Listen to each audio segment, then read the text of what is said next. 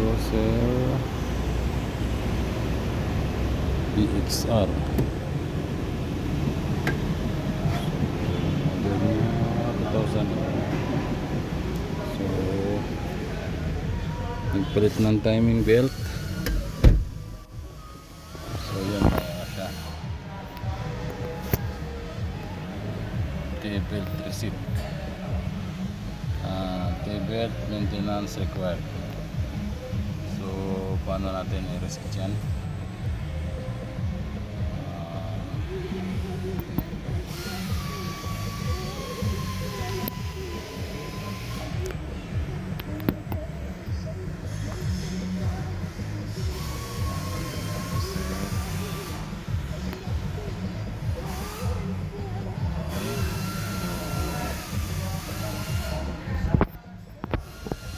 First, patayin natin. Off mo siya. Open switch. Open switch, diba? So may makikita kayong odo dito. Dito yung odo. Pindutin nyo muna ito. Odo trip 00,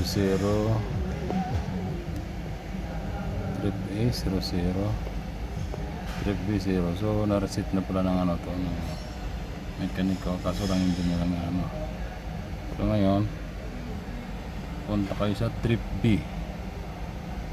Trip B. Wait, kailangan isang ano siya. So naka trip B. Ang gagawin nyo, i-off nyo siya, tapos itong udo pindutin nyo hold, tapos on. So yan na, yan nakalagay siya, T-belt maintenance reset.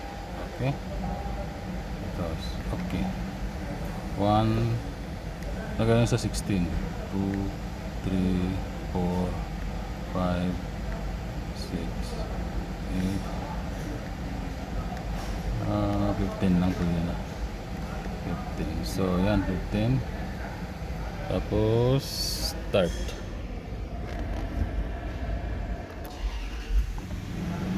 Yan. So balik nyo sa ganon na siya. Pero hindi siya nakuha kasi ulit natin.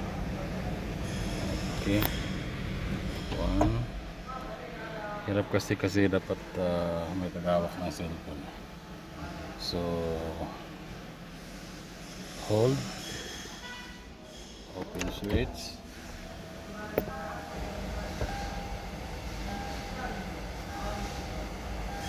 okay, 1, 2,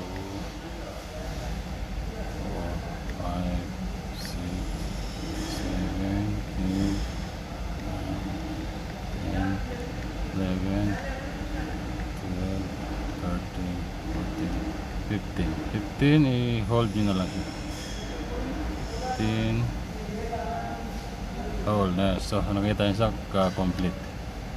Pero sa 15, i-hold nyo. So yan. So open.